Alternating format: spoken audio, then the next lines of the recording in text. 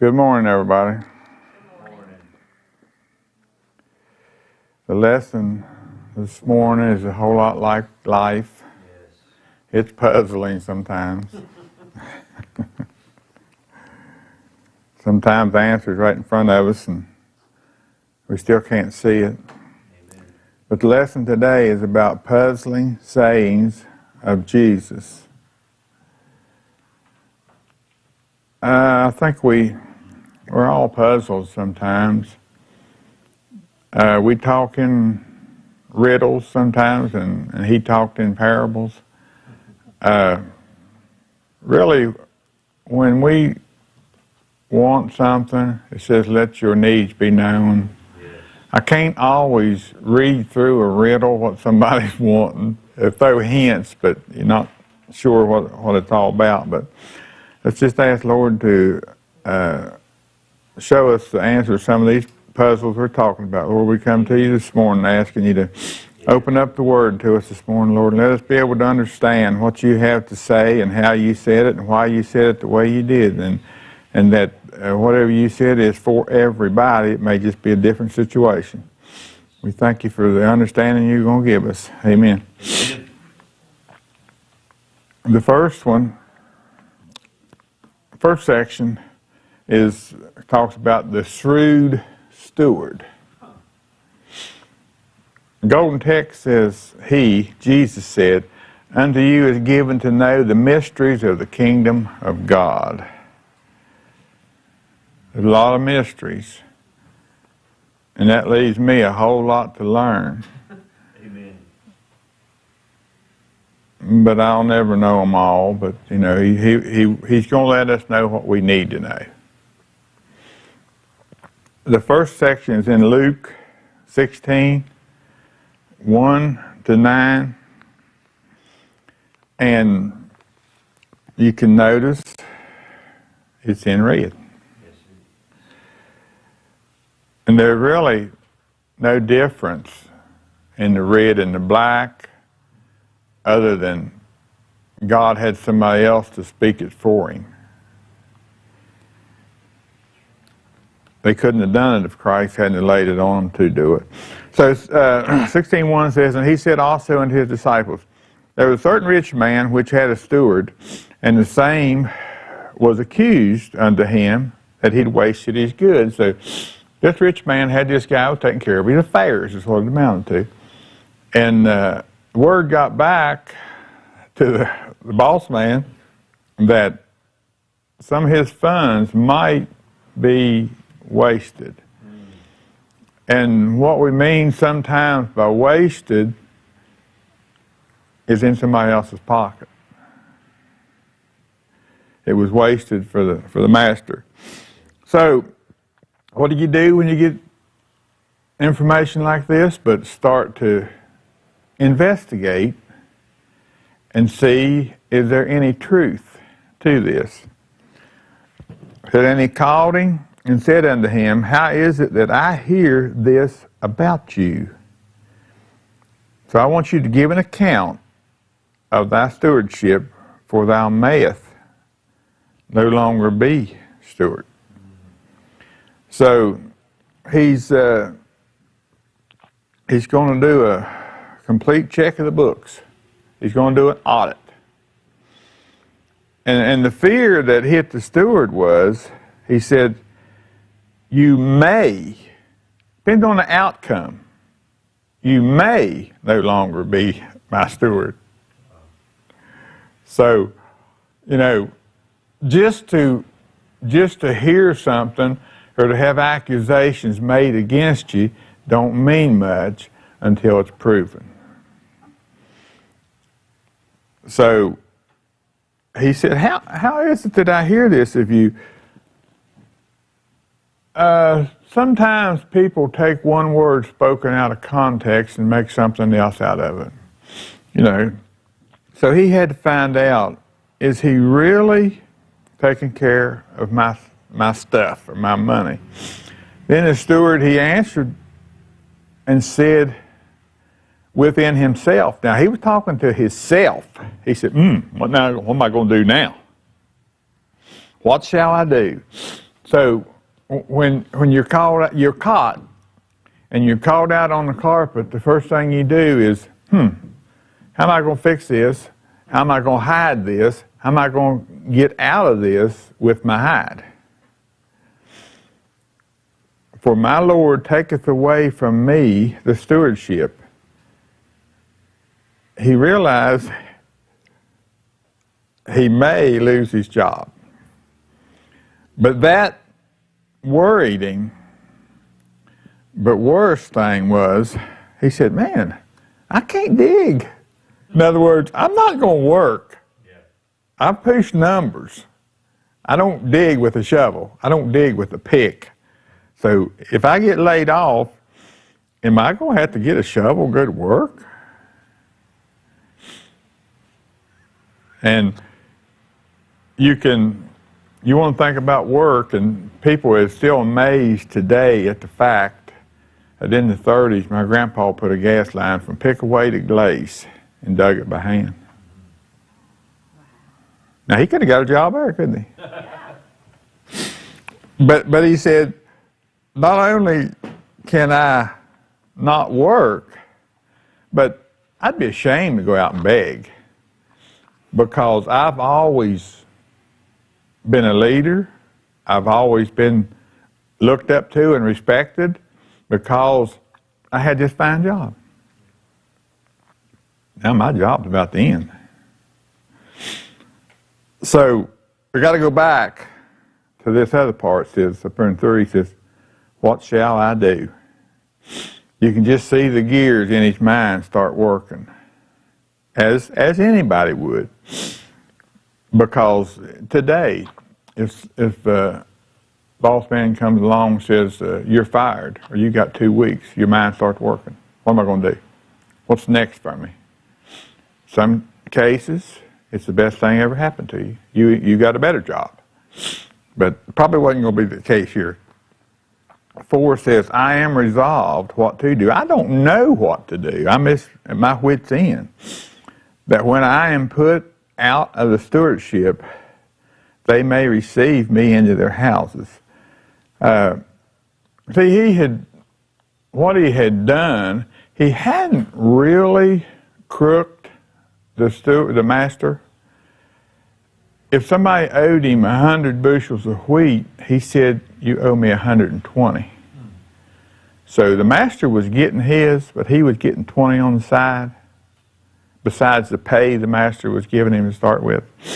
So that's not really a just way to do your friends. So he called every one of his Lord's debtors unto him, and said to the first, how much owest thou unto my Lord? You see, if Martha had a bill and I say, how much you owe, you'd know how much you owe. But she said 100, he said, oh no, turn 20.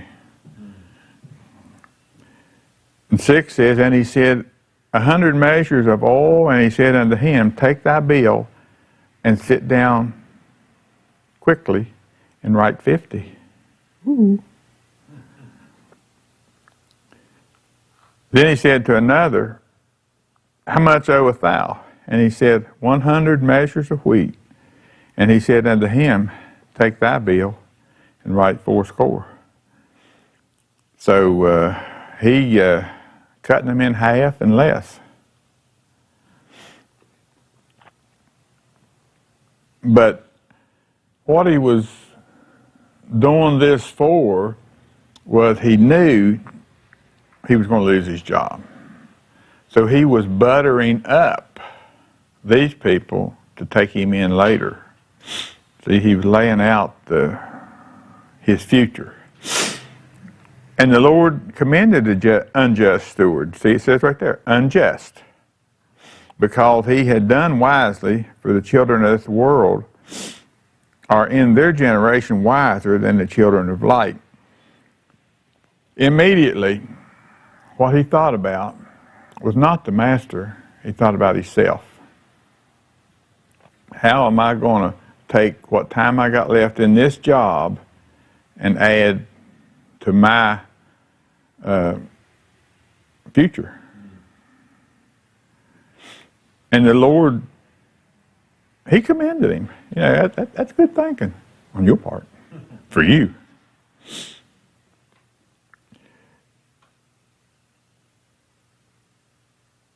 But it says, their generation, the children of the world are in their generation wiser than the children of light.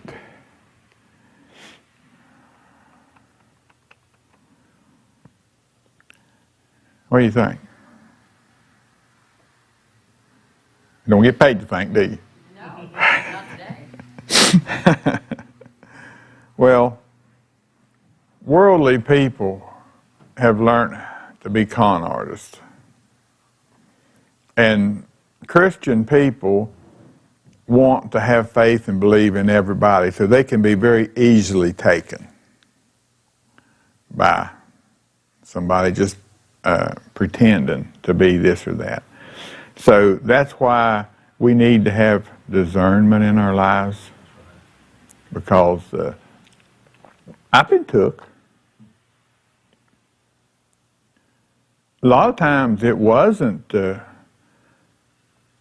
really took. Sometimes you're trying that person that's testing you to see is what they'll do with it. And I say unto you, make yourselves friends of the mammons of unrighteousness. That's what he said.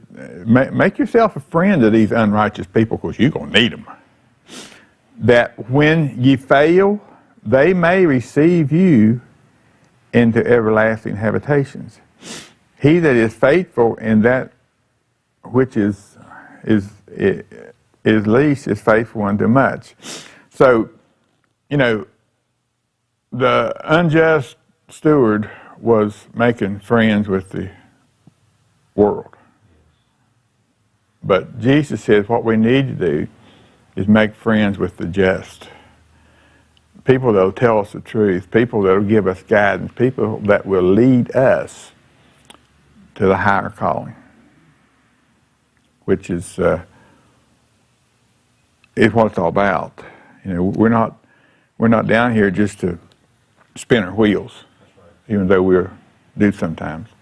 But we're to lay up treasures in heaven, where they'll be there waiting for us sometimes. And that's kind of the way the shrewd steward was shrewd for himself.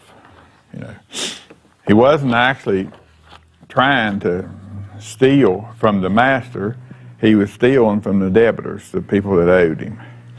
And then, and we pretty much understand that. That's not too puzzling, what he done there. I think you'll find the majority of the people today will start looking out for themselves when they get caught. They'll start laying the blame is the first thing you do. Yes. I didn't do that. Or so-and-so told me to do that. So that's pretty self-explanatory. But the second part says turning the other cheek. Now, sometimes that can be a little puzzling, but why are you turning the other cheek for? We don't always have to turn the other cheek. Now, watch out. We go to Matthew 5:39.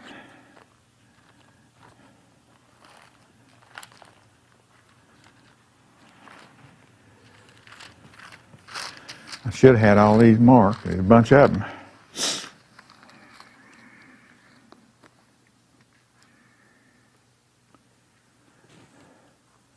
Matthew 5:39. We got red letters again. This is a red letter lesson. But I say unto you that ye resist not evil, but whosoever shall smite thee on thy right cheek, turn to him the other also.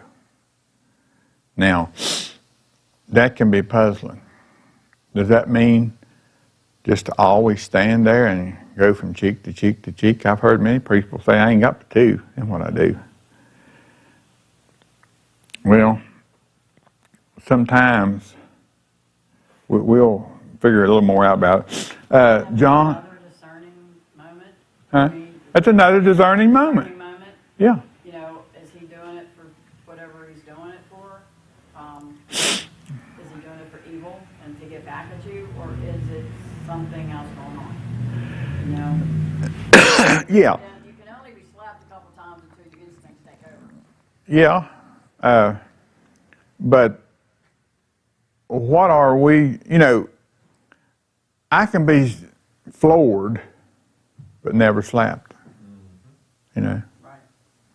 Just at all, what was just said to you. And it's a slap in the face even though they never touched you. Right. But we're going to John 18.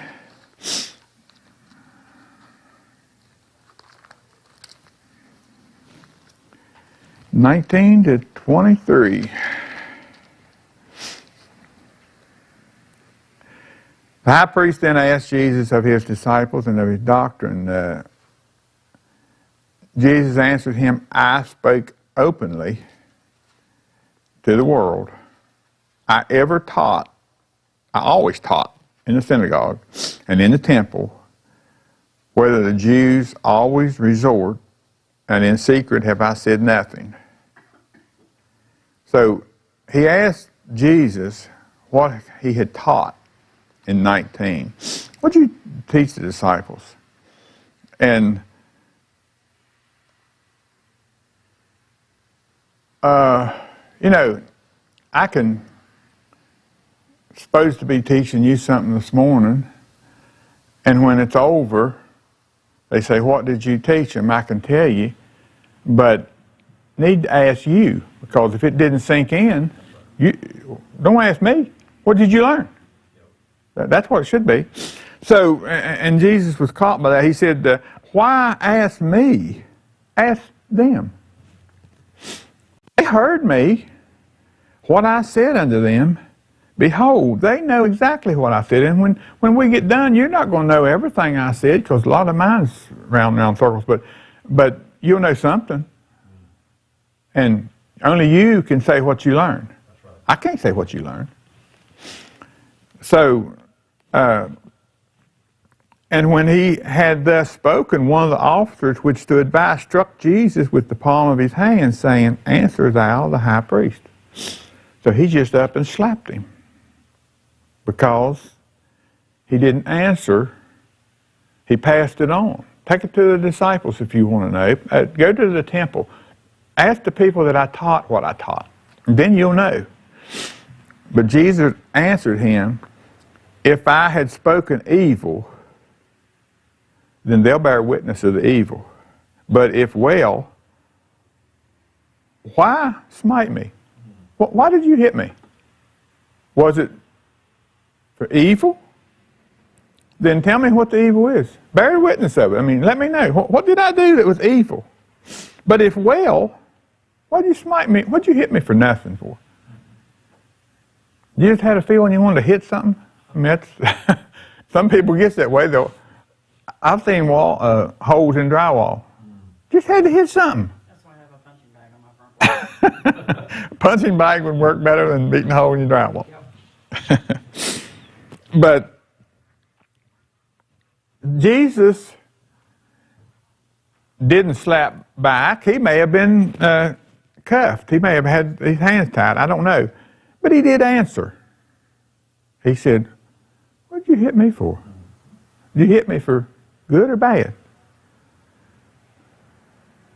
So, he didn't completely keep silent. Then we go to Acts 23.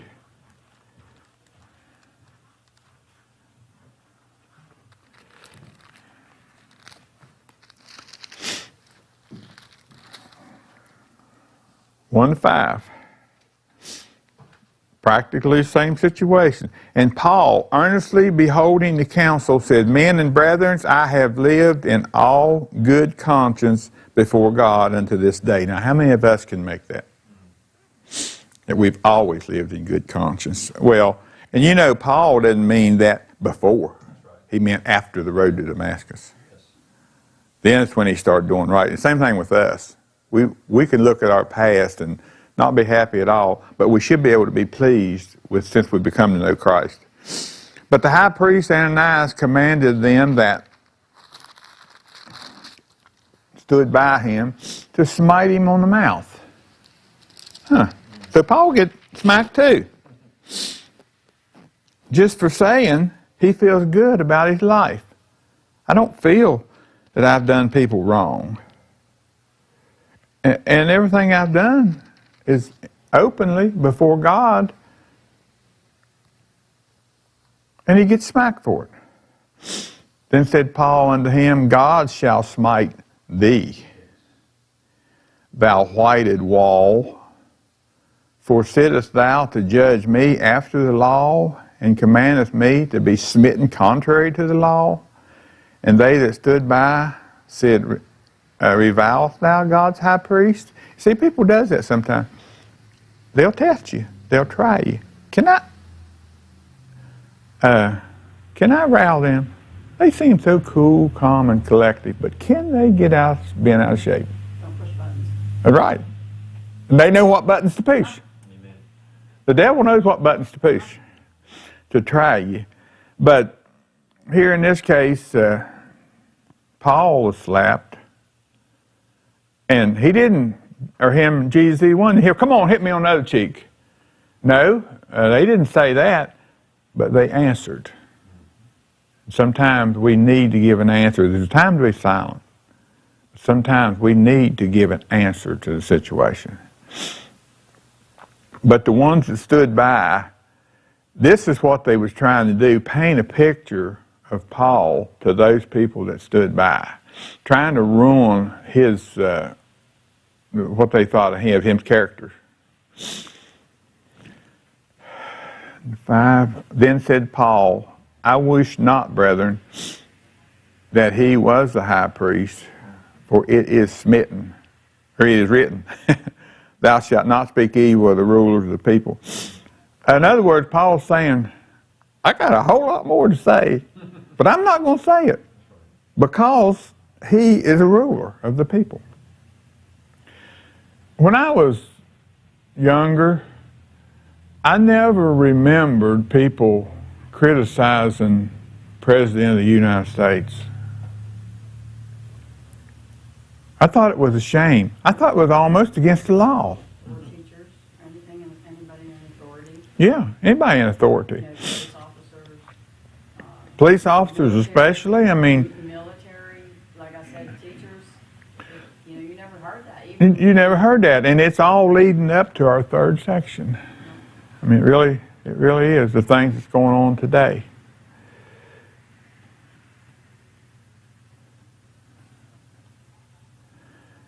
Not supposed to speak evil of the ruler of thy people. So, not only he was able to control his tongue. Now, how many people has been able to do that? You know, we can't always. Sometimes we have to at least get a word or two in. Yes. And then we wish, why did I keep my mouth shut? The next one is Romans 13.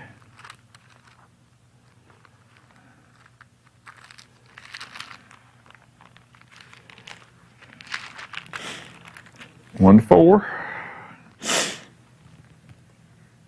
Let every soul be subject unto the higher powers, for there is no power but of God. The powers that be are ordained of God.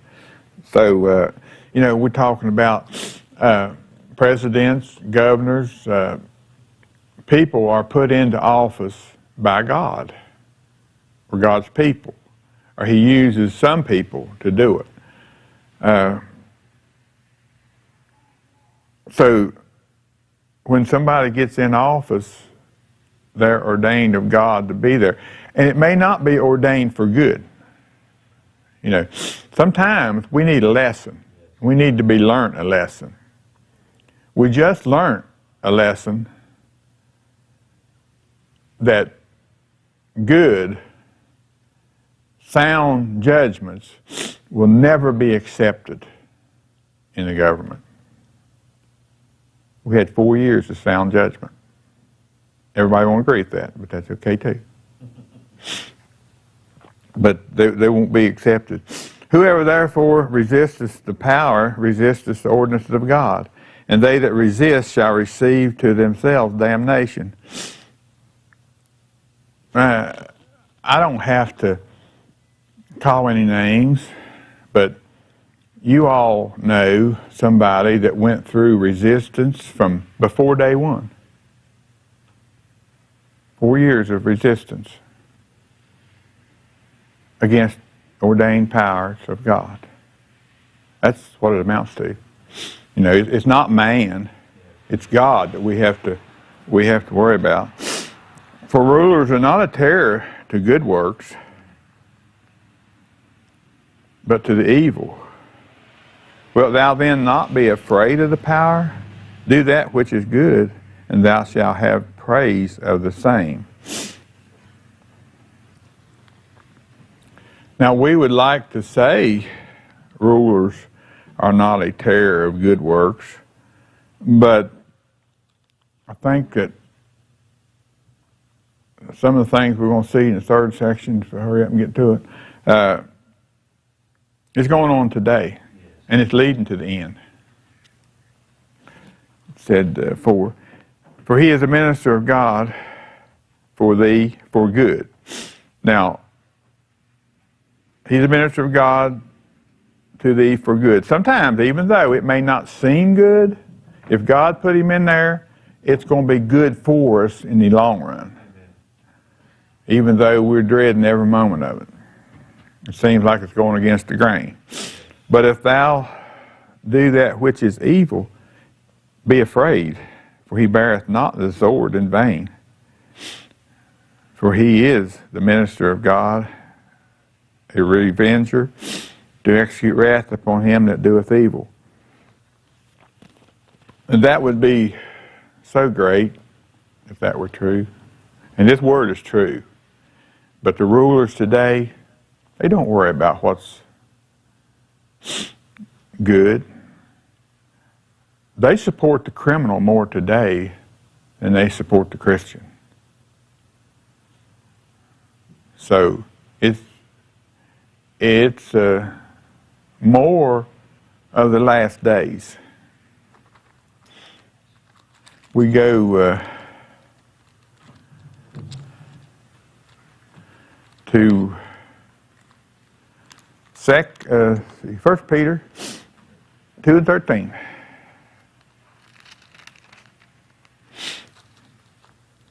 Submit yourselves to every ordinance of man for the Lord's sake, whether it be to the king as supreme, or unto governors as them that are sent by him for the punishment of evildoers and for the praise of them that do well. Well, we don't need to spend a whole lot of time there, but I'll say this. If it's godly, go by the rules. Amen. If it's ungodly, maybe we need to make a stand. If it's for abortion, I don't support them. I won't support no ruler that supports abortion. Amen. So then again, we need to study, just as the steward. What do I do? What do we do? You know, the game plan is up. We need to make plans. Third part says, "This generation that pass away." We'll go back to Matthew 24. That's one that probably has as much in it as any chapter in the Bible. That's probably misunderstood. I don't know if it's misunderstood or just not understood at all. I don't know. Matthew 24:29. Now, what's puzzling here is that sometimes we read further down and didn't take in what was before. 29 says, "Immediately after the tribulation of those days shall the sun be darkened, the moon shall not give her light, and the stars shall fall from heaven, and the powers of heaven shall be shaken. And then shall appear the sign of the Son of Man in heaven, and then shall all the tribes of the earth mourn. They shall see the Son of Man coming in clouds of heaven. And he shall send his angels with a great sound of a trumpet, and they shall gather together his elect from the four winds, from one end of heaven to the other." Now, and talking about learn about the fig tree. Whenever the leaves come out on a fruit tree, you're looking for something. It's coming. So likewise, when you see these things, know that it's near, even at the door. Verily I say unto you, this generation shall not pass away till all these things be full. Heaven and earth shall pass away, but my word shall not pass away. Let's just add 36, because I think we need it. "But of that day and hour knoweth no man, no, not the angels in heaven, but only my Father." Jesus Christ don't know when he's going to step out on the cloud and come back to get us. I guess that's probably the only thing he don't know. Probably the only thing. But talking about the well, let's go ahead and go to Mark 13.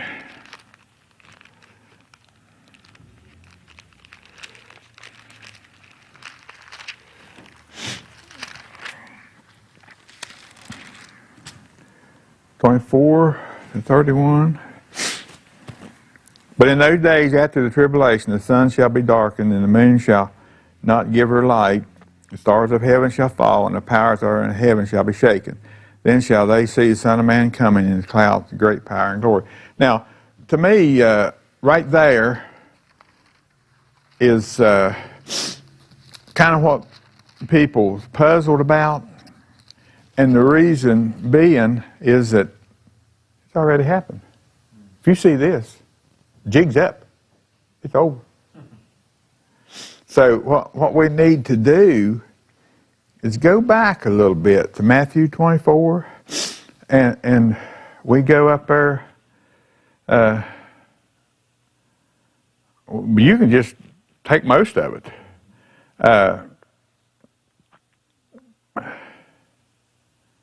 Woe to them that are with child, and them that give suck in those days. Pray that your flight be not in winter.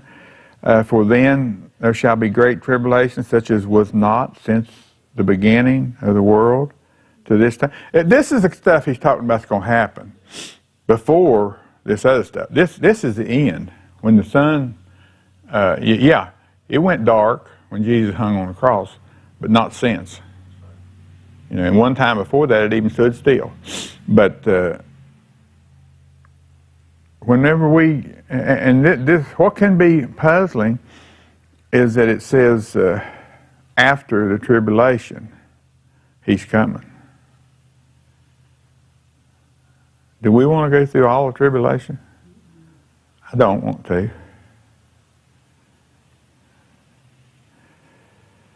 But the things that we've been talking about is happening right now, and I don't know that it's bad enough yet that we have seen the final generation. You know, I don't know how much longer this jig's going to last, but it can get much worse than it is right now, because we don't see nobody yet fleeing to the housetop to get away. I mean, those times are coming. Now, we see 24 says, and there shall arise false Christ. We've already had false Christ. False prophets. There's false prophets today. I've seen false prophets. I've talked to false prophets because what their prophecy was did not come true. That makes them a false prophet. And they did great signs and wonders, insomuch were possible they deceived the very elect. I think one false prophet come through here that really destroyed this area with churches, with false ministers. I didn't see it because I only went to one of his services, and I didn't stay the whole time. Probably wasn't even half through. I had to leave. I couldn't do it. But to see somebody lay down in the floor, hold their belly and say, I'm giving birth to a pastor. You know, there's reality in this life. If that's a 50-year-old pastor, he was born 50 years ago. You know, I mean, it's just sad, the things that we're seeing. But is this the last generation? I kind of doubt it. I feel like we're going to go on a while, and it's going to get worse. The world's going to wax worse and worse and worse. And I feel like that I've seen enough of it that I can get on through it. But here's the thing. I got grandchildren. Will they make it? They'll have children. Somewhere down the line, it's going to be a final generation. And the things that they see, I I mean, you're going to see people doing things in the name of Christ. They say it's in the name of Christ, doing miracles. But they're as evil can get. That's why they're going to deceive the very elect. That's why, if we don't have discernment, we can be led astray.